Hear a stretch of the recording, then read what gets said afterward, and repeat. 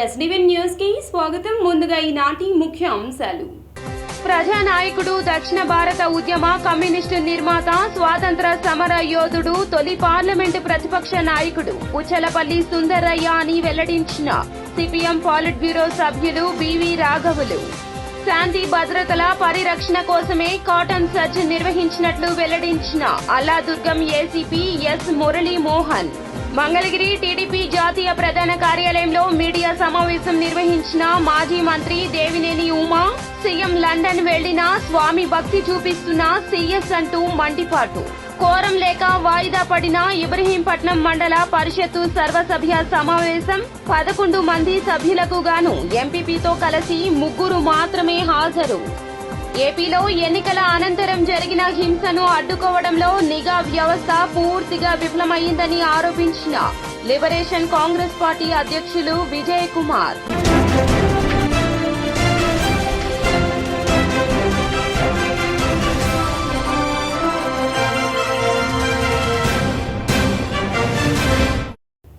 ఇక డీటెయిల్స్ చూస్తే విజయవాడ ఎంపీ విజ్ఞాన కేంద్రంలో పుచ్చలపల్లి సుందరయ్య వర్ధంతి కార్యక్రమాన్ని ఘనంగా నిర్వహించారు.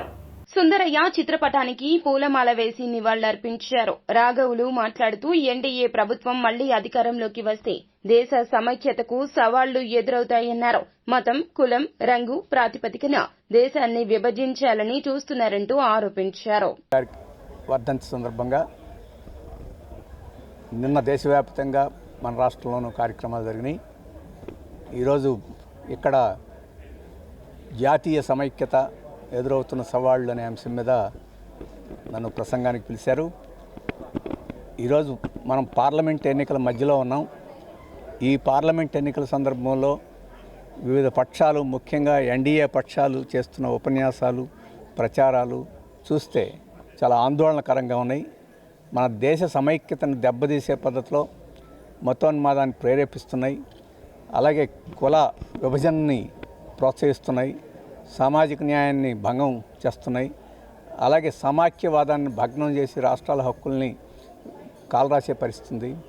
అలాగే వివిధ ప్రాంతాలని రంగులు ప్రాతిపదిక మీద విభజన చేసే పద్ధతిలో ఉన్నది. దక్షిణాదికి ఉత్తరాదికి పోటీ పెట్టే పద్ధతిలో ఉన్నది. మళ్ళీ మనం మన దేశ విభజనకో లేకపోతే దేశ అనైక్యతకో దారితీసే పరిస్థితులు ఉత్పన్నమవుతున్నాయి. ఇటువంటి వాటిని ఎదుర్కోవాల్సిన కర్తవ్యం ఎన్నికల్లో ఎవరు గెలిచినా ఎన్నికల తర్వాత అందరి మీద ఉందని చెప్పేసి భావిస్తున్నాం. అందుకని ఆ సమస్యలను ఈరోజు మేము చర్చిస్తున్నాం.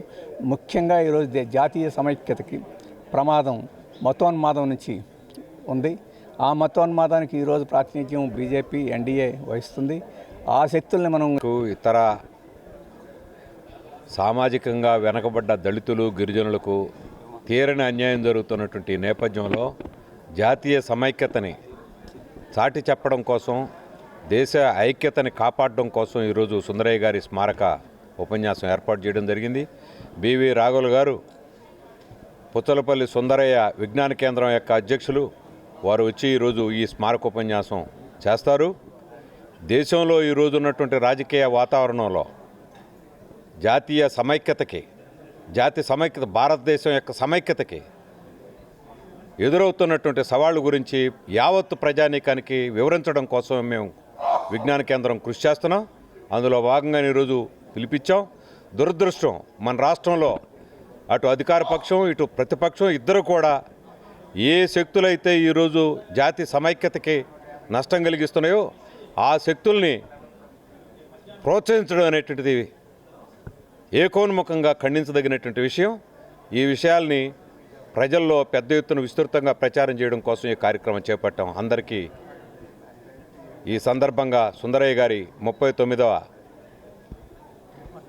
వర్ధంతి సందర్భంగా ఘనంగా నివాళి అర్పించడం అనంటే ఆయన గురించి ఈ విషయాన్ని ఆయన చెప్పినటువంటి విషయం. శాంతి భద్రతల కోసమే కాటన్ సర్చ్ నిర్వహిస్తున్నట్లు ఏసీపీ ఎస్ మురళీ మోహన్ వెల్లడించారు.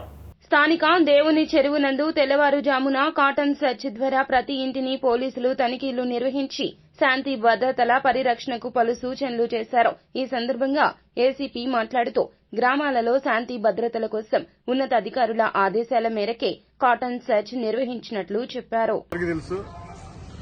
మన 13వ తారీఖున జరిగిన ఈ ఎలక్షన్స్ మన మైలవరం తిరువురు ప్రాంతాల్లో చాలా వరకు ప్రశాంతంగానే జరిగినాయి.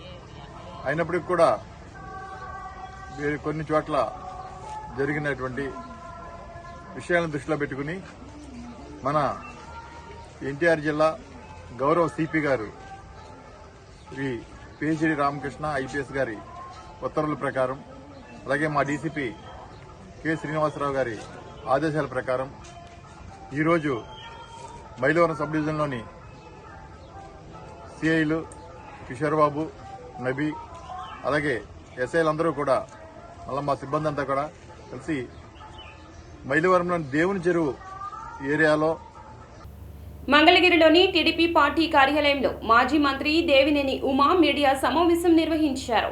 తాడేపల్లి ప్యాలెస్ నుండి సజ్జల రామకృష్ణారెడ్డి, ధనుంజయ్ రెడ్డిలు ఇచ్చే ఆదేశాలకు అనుగుణంగా చీఫ్ సెక్రటరీ పనిచేస్తున్నాడని, చీఫ్ సెక్రటరీ ఆదేశాలకు అనుగుణంగా యంత్రాంగం నడుస్తోందన్నారు. అందుకే రాష్ట్రంలో ఎన్నికల తర్వాత అరాచకం తాండవించిందన్నారు. దాన్ని చూపించిన మీడియాపై తప్పుడు కేసులు పెడుతున్నారంటూ మాజీ మంత్రి దేవినేని ఉమా మండిపడ్డారు. పోస్టల్ బ్యాలెట్లకు సంబంధించి ఎంతమంది ఉద్యోగస్తులు కానీ, సిబ్బంది కానీ, పోలింగ్ సిబ్బంది కానీ, లేకపోతే ఈ డ్యూటీలో ఉన్న ఎంతమంది సిబ్బంది పోస్టల్ బ్యాలెట్ తీసుకున్నారనేది ఒకటి సీఓ గారిని అడగడం జరిగింది. ఎంతమంది ఫామ్ టైం అప్లై చేశారు, ఎంతమంది ఓటేశారు అనేది ఒక వివరాలు కావాలని అడగడం జరిగింది. అదేవిధంగా ఒక ఆర్ఓ పరిధిలో తన నియోజకవర్గంలో ఏదైతే ఉద్యోగస్తుల ఓట్లు తను ఎంచుకున్నారో దాంట్లో ఇబ్బంది లేదు. అదే సేమ్ జిల్లాలో పక్క నియోజకవర్గానికి ఫామ్ టైల్ ఇవ్వడం జరిగింది. ఇచ్చిన వాటిలో 40లో 26 వెనక్కి వచ్చినాయి, 14 రాదు. మంది ఫామ్ టైల్లో మేము ఇవ్వటం జరిగింది. వాళ్ళు ఓటేశారో లేదో సమాచారం మా దగ్గర లేదు, వాళ్ళు ఇవ్వలేదు. 2 ఈ ఆరో పరిధిలో పక్క జిల్లాకి 40 ఫామ్ టైల్లో ఇవ్వటం జరిగింది. దాంట్లో 26 వచ్చినాయి, 14 రాలేదు. ఆ రాని 14 ఏమైపోయినాయి జిల్లాలో, ఆ రాని 14 పక్క జిల్లాలో ఏమైపోయినాయి, ఈ సమాచారంలో ఓవరాల్గా అసలు ఎన్ని లక్షల మంది అప్లై చేసుకున్నారు, ఎన్ని లక్షల మంది ఓటు వేశారు, ఆ సమాచారం అంతా కూడా ఇవ్వమని సీఓ గారిని కోరటం జరిగింది. ఇంటెలిజెన్స్ వీళ్ళందరూ పర్యవేక్షణలో ఈ ఎన్నికల కుట్రలో, కుతంత్రాలు, మోసాలు, దుర్మార్గాలు, అరాచకాలు ఇవన్నీ జరుగుతున్నాయి. ఈ కట్టడి చేయమని సీఓ గారికి తెలియజేశాం.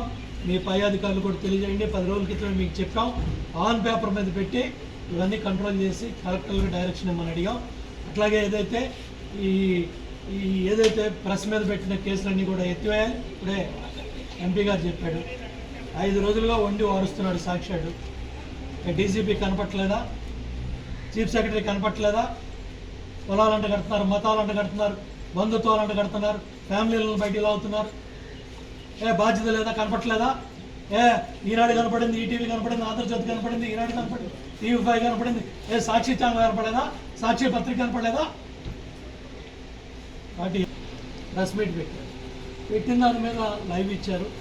దానికి the great Kanchelapalem police Visakhapatnam DCP Satyababu ఎఫ్ఐఆర్లో A1 ముద్దాయి ఈటీవీ పర్సనల్, A2 ముద్దాయి ABN పర్సనల్, A3 ముద్దాయి అక్కడ BJP contested candidate Vishnukumar Raju, A3 ముద్దాయి, A4 అదర్స్.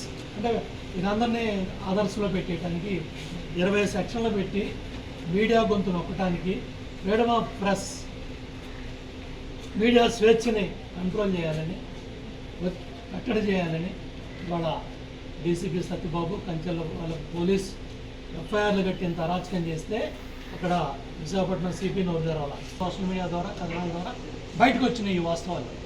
కాబట్టి తప్పులు సరిదిద్ది ఓటేసిన ఉద్యోగికి న్యాయం చేయండి, ఆ ఓటు కాపాడండి. దాని మీద ఆన్ పేపర్ మీరు వీటన్నిటికీ క్లారిఫై చేసి కలెక్టర్లకి ఇవ్వమని చెప్పి సీఈఓ గారిని కోరటం జరిగింది.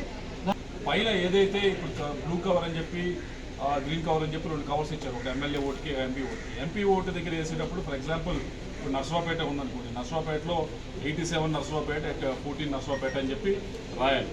అది రాసి ఇవ్వాల్సింది వేరే వాళ్ళు, లోపల ఓటు మాత్రం వీళ్ళు వేయాలి. కానీ అది రివర్స్ రాస్తే 14 నర్సరావుపేట 87 అంటే 14 నర్సరావుపేట అంటే ఎంపీ కాన్స్టిట్యున్సీ, 87 అంటే 87 97 అక్కడ అసెంబ్లీ కాన్స్టిట్యున్సీ నెంబర్ అది. సో అది అటు తిప్పి రాసినా తీసి పక్కన పడేసే అవకాశం ఉంది. కాబట్టి వాళ్ళు ముందుకు వచ్చి ఓటు వేయడానికి ముందుకు వచ్చారు, ఉపయోగించున్నారు కాబట్టి మ్యాక్సిమం ఓట్స్ని వాళ్ళు లోపల తప్పేం చేస్తే సరే తీసి పక్కన పడేచ్చు, కానీ ఓటు వేయడానికి వచ్చినప్పుడు మ్యాక్సిమం ఓట్స్ని ఎలా వ్యాలిడ్ చేయాలని ప్రయత్నించమని. కోరం లేక ఇబ్రహీంపట్నం మండల పరిషత్ సర్వసభ్య సమావేశం వాయిదా పడింది.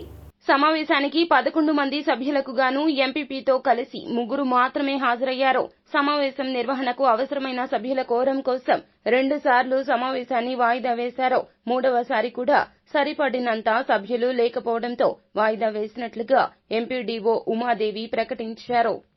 ఇబ్రహీంపట్నం మండల సభ్య సమావేశానికి ఈ రోజున అనేది పెట్టుకున్నాము.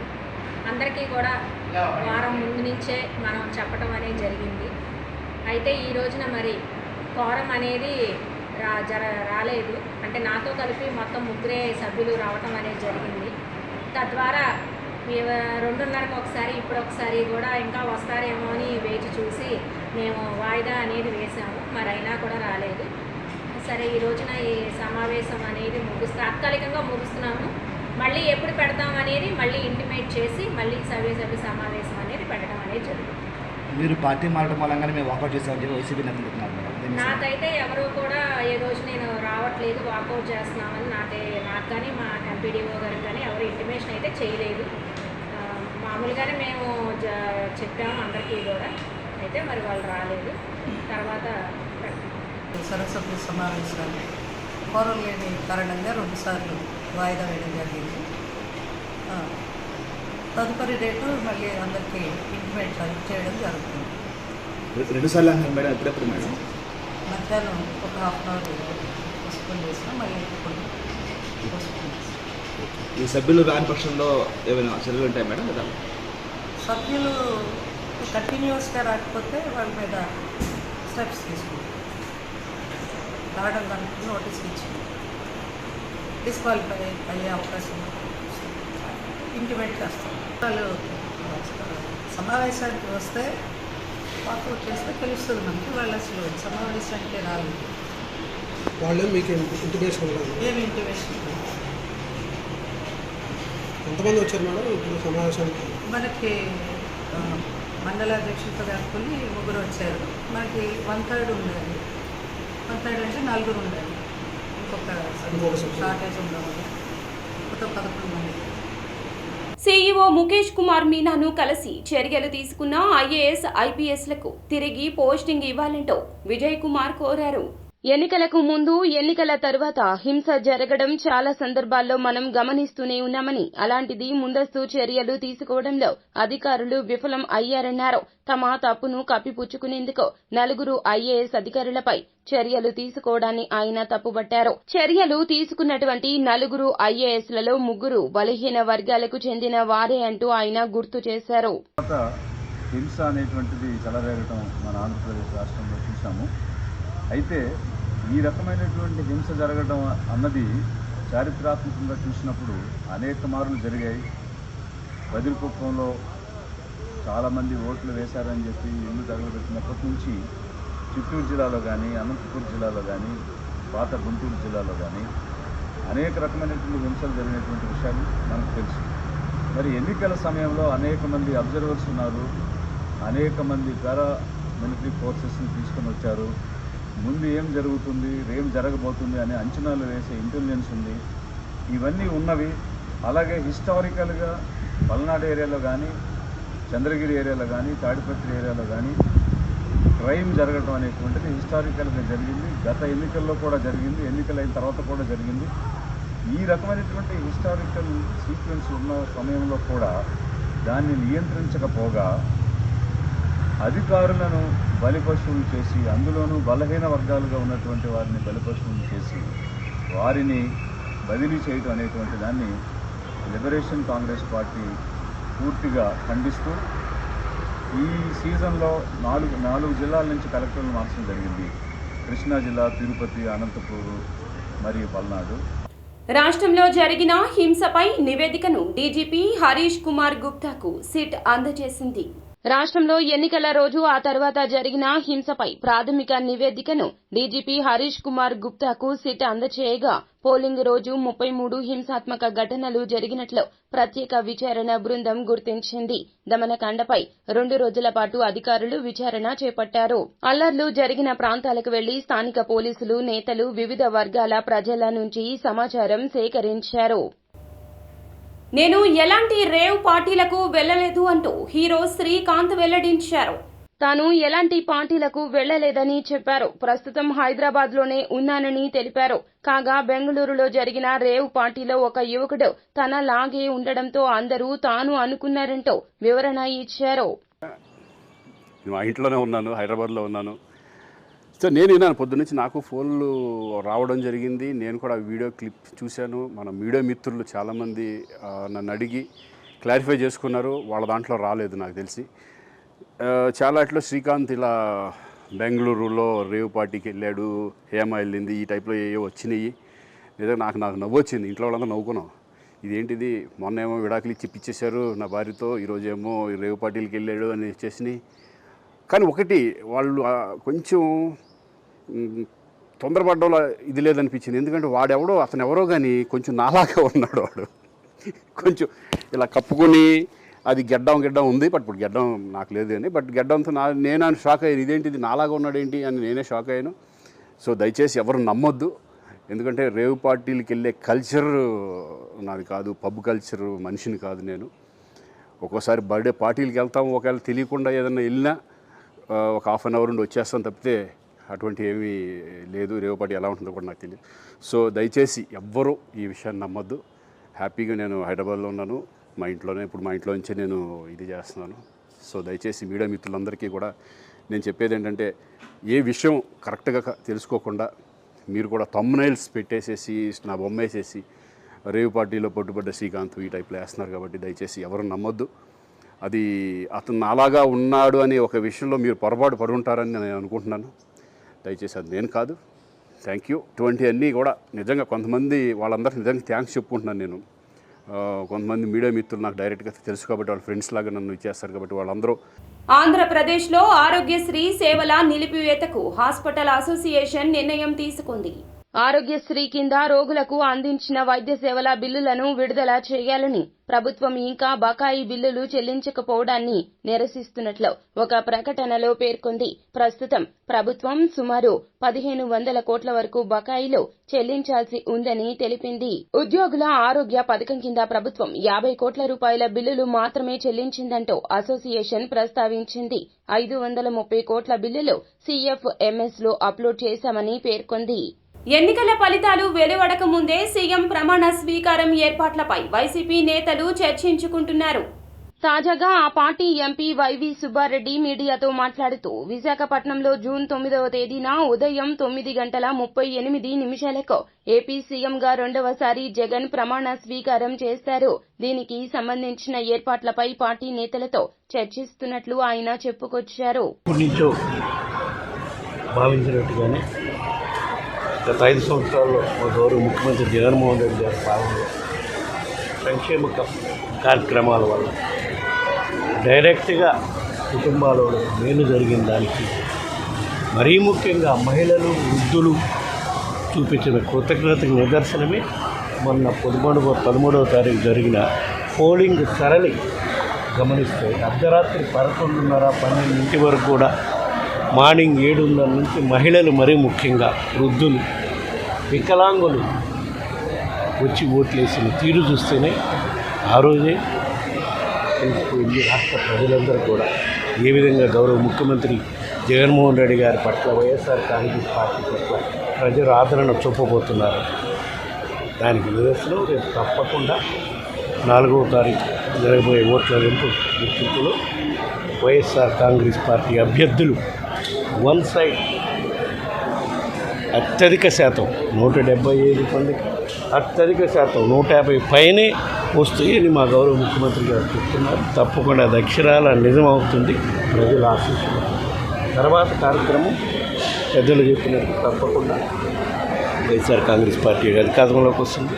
మా గౌరవ ముఖ్యమంత్రి జగన్మోహన్ రెడ్డి గారు ఇచ్చిన మాట ప్రకారం విశాఖలోని 9వ తారీఖు మార్నింగ్ 9:30 ప్రమాణ స్వీకార కార్యక్రమం కూడా విశాఖలో జరుగుతుంది. దానికి పెద్ద ఏర్పాట్లు చేసే కార్యక్రమాలు కూడా మా అంబేద్కర్ కోనసీమ జిల్లా అమలాపురంలో ఒక మహిళకు అత్యంత అరుదైన శస్త్రచికిత్స జరిగింది. మహిళ కడుపులో 570 రాళ్లు అరుదైన సర్జరీతో తొలగించిన అమలాపురం వైద్యులు అంబేద్కర్ కోనసీమ జిల్లా అమలాపురంలో ఒక మహిళ కడుపులో 570 రాళ్లు అరుదైన శస్త్రచికిత్స చేసి వైద్యులు కాపాడారు. గాల్ స్టోన్స్ సమస్యతో ఆసుపత్రిలో మహిళ జాయిన్ అయ్యింది. మహిళ తీవ్ర ఇబ్బంది పడుతూ ఉండడంతో అత్యవసరంగా సర్జరీ చేసిన ఏఎస్ఏ ఆసుపత్రి వైద్యులు మహిళ కడుపులో 570 రాళ్లు తొలగించిన డాక్టర్లు దేవగుప్తంకు చెందిన జాలెం నరసవేణి అనే 31 సంవత్సరాల మహిళ గత కొంతకాలంగా విపరీతమైన కడుపు నొప్పితో అమలాపురంలోని ఏఎస్ఏ ఆసుపత్రిలో జాయిన్ అయ్యింది. అమరజీవి కామ్రేడ్ వీరం బుచ్చి రామయ్య సేవలు నిరూపమానమని సిపిఐ నేత దోనేపూడి శంకర్ వెల్లడించారు. ఎన్టీఆర్ జిల్లా ఏకొండూరు మండలం తూర్పు మాధవపురం గ్రామ సిపిఐ సీనియర్ నాయకులు అమరజీవి కామ్రేడ్ వీరం బుచ్చి రామయ్య సంతాప సభ ఆయన స్వగ్రామంలో మాధవరం శాఖ కార్యదర్శి ఆకుతోట సత్యనారాయణ అధ్యక్షతన జరిగింది.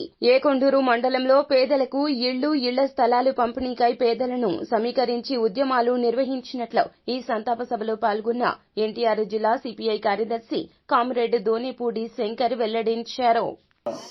బుచ్చిరామయ్య గారు లాంటి కామ్రేడ్స్ నిరంతరం సమస్యల పట్ల పేద ప్రజల పట్ల ఏదో సాధించాలి, మన పుట్టినందుకు మన జన్మ సార్థకత ఉండాలి, ఆ సార్థకం చేసుకోవటానికి ఆయన నమ్మినటువంటి మార్గం మార్క్సిజం లెనినిజం.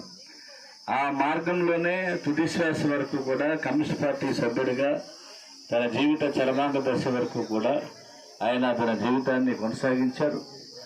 దానిలో భాగంగా ఈ రోజున బహుశా చాలామందికి ఎందుకంటే ఇతర పార్టీలు ఉన్నాయి, అది విమర్శ కాదు, ఆ పార్టీల్లో చనిపోతే ఆ రోజున వస్తారు, తర్వాత మర్చిపోతారు. కానీ కమ్యూనిస్టు ఉద్యమంలో అలా కాదు, చనిపోయిన తరువాత సంస్మరణ సభలు జరుగుతాయి. ప్రతి సంవత్సరం ఆ కామ్రేడ్ యొక్క సేవల్ని టీడీపీ వైసీపీ నోట్ల రాజకీయాలు చేశాయని సిపిఎం నేత సిహెచ్ బాబురావు ఆరోపించారు. నీతి మాలిన కబుర్లు చెబుతూ ప్రజలకు విచ్చలవిడిగా డబ్బులు పంచారు. ఎన్నికల అనంతరం అధికార ప్రతిపక్ష నాయకులు విదేశాల్లో ప్రజల సమస్యలు పట్టించుకోకుండా ఎంజాయ్ చేస్తున్నారని, ప్రజా సమస్యలు గాలికి వదిలేశారని, రాష్ట్రంలో హింస చెలరేగిపోతుందని, ఎన్నికల అనంతరం బ్లేడ్ బ్యాచ్ చెలరేగిపోతున్నారని, ప్రజా సమస్యలు పట్టించుకోకుండా నాయకులు ఎన్నికల కోడ్ ఉందని చెప్పడం దారుణమంటూ వెల్లడించారు. నీతి కబుర్లు చెప్తూనే ధన రాజకీయాలు నడిపారు. అది ఓట్ల రాజకీయం కాదు, నోట్ల రాజకీయం, కోట్ల రాజకీయం లాగా మార్చేశారు. ప్రజల మీద విశ్వాసం లేక, ప్రజల ఓట్లు పొందుతామనే ధైర్యం లేక, డబ్బు మీద ఆధారపడేటువంటి పార్టీలు. దీనికి భిన్నంగా సిపిఎం ఇండియా వేదిక మద్దతుతో విధానాలు, ఎజెండా, ప్రజా సమస్యలు, నేను చేసిన కృషి, పోరాటాలు వీటి ఆధారంగా జనం ముందున్నాం.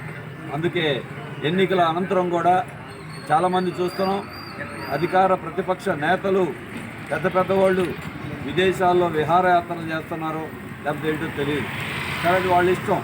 కానీ ప్రజా సమస్యలు మాత్రం గాలి కొదిలేశారు. రాష్ట్రంలో ఒకవైపున హింస చెలరేగిపోతూ ఉంది, ఎన్నికల్లో అక్రమాలు చెలరేగిపోయినాయి. మరొక వైపు ప్రజా సమస్యలను పట్టించుకునే నాదులు లేదు, పైనుండి కింద వరకు.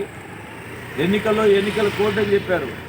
అత్యవసర పనులు చేయడానికి ఎన్నికల కోడ్తో సంబంధం ఏమీ లేదు, అది నిరంతరం పనులు జరగాల్సిందే. ఎన్నికల కోడ్ వచ్చిందని కరెంటు బిల్లు ఆపారా? ఎన్నికల కోడ్ వచ్చిందని ఇంటి పన్ను కట్టించుకోవడం ఆపుతున్నారా?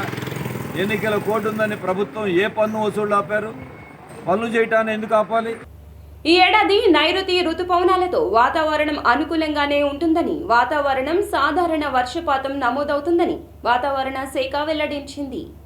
నైరుతి రుతుపవనాల గమనం ఆశాజనకంగా ఉందని, జూన్ 11వ తేదీలోపే రాష్ట్రానికి వస్తాయని వాతావరణ శాస్త్రవేత్తలు చెబుతున్నారు. తొలుత కేరళను తాకనున్న రుతుపవనాలు అక్కడి నుంచి ఏపీలోని రాయలసీమ మీదుగా తెలంగాణ చేరుకోవడానికి 5-6 రోజుల సమయం పడుతుంది.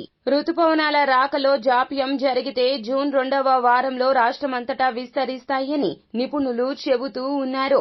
గత ఏడాది కేరళను జూన్ 11వ తేదీన తాకిన రుతుపవనాలు తెలంగాణలో 20వ నాటికి విస్తరించిన విషయం తెలిసిందే.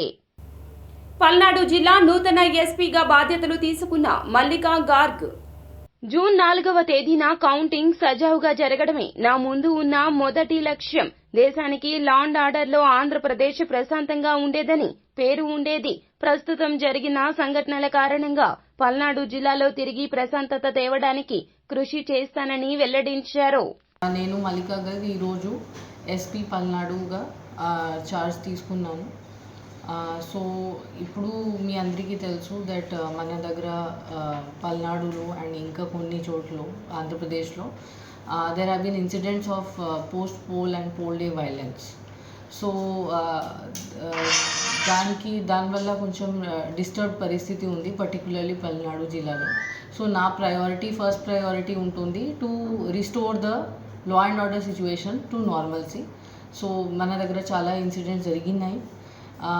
ఇప్పుడు ఇంకా ఏం ఇన్సిడెంట్స్ జరగకుండా చూడటం నా ఫస్ట్ ప్రయారిటీ ఉంటుంది. దాంతోపాటు peaceful counting process and next few days after counting. So that is my first priority. Secondly, so many cases have been registered. చాలా కేసెస్ నమోదు చేయడం జరిగింది. దాంట్లో చాలామంది అక్యూజ్ కూడా ఐడెంటిఫై చేయడం జరిగింది. సో వాళ్ళు నెక్స్ట్ ఫ్యూ డేస్లో వాళ్ళని అరెస్ట్ చేసి వాళ్ళకి లోపల పంపించడం, that will be the important step to control the law and order situation.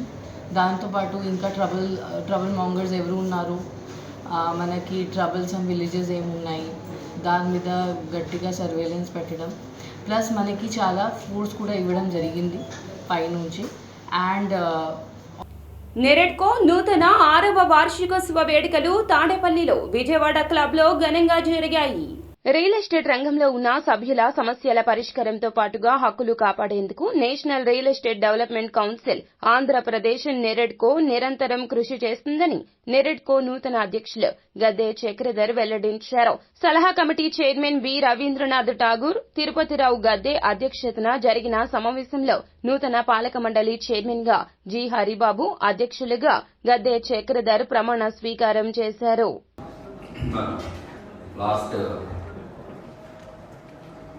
Last ఏజిఎంలో మన యొక్క ఈ రోజున ఈ లాస్ట్ ఏజిఎంలో తీసుకున్నటువంటి నిర్ణయాలు వార్తలు ముగించే ముందు ముఖ్య అంశాలు మరోసారి. ప్రజానాయకుడు, దక్షిణ భారత ఉద్యమ కమ్యూనిస్టు నిర్మాత, స్వాతంత్ర సమర యోధుడు, తొలి పార్లమెంటు ప్రతిపక్ష నాయకుడు పుచ్చలపల్లి సుందరయ్య అని వెల్లడించిన సిపిఎం పాలిట్ బ్యూరో సభ్యులు బివి రాఘవులు. శాంతి భద్రతల పరిరక్షణ కోసమే కాటన్ సర్చ్ నిర్వహించినట్లు వెల్లడించిన అల్లాదుర్గం ఏసీపీ ఎస్ మురళీ మోహన్. మంగళగిరి టీడీపీ జాతీయ ప్రధాన కార్యాలయంలో మీడియా సమావేశం నిర్వహించిన మాజీ మంత్రి దేవినేని ఉమా. సీఎం లండన్ వెళ్లినా స్వామి భక్తి చూపిస్తున్న సీఎస్ అంటూ మండిపాటు.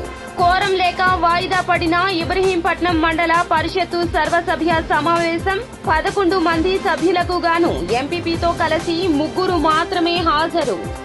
ఏపీలో ఎన్నికల అనంతరం జరిగిన హింసను అడ్డుకోవడంలో నిఘా వ్యవస్థ పూర్తిగా విఫలమైందని ఆరోపించిన లిబరేషన్ కాంగ్రెస్ పార్టీ అధ్యక్షులు విజయ్ కుమార్. ఎస్డీవీ న్యూస్ సమాప్తం. నమస్కారం.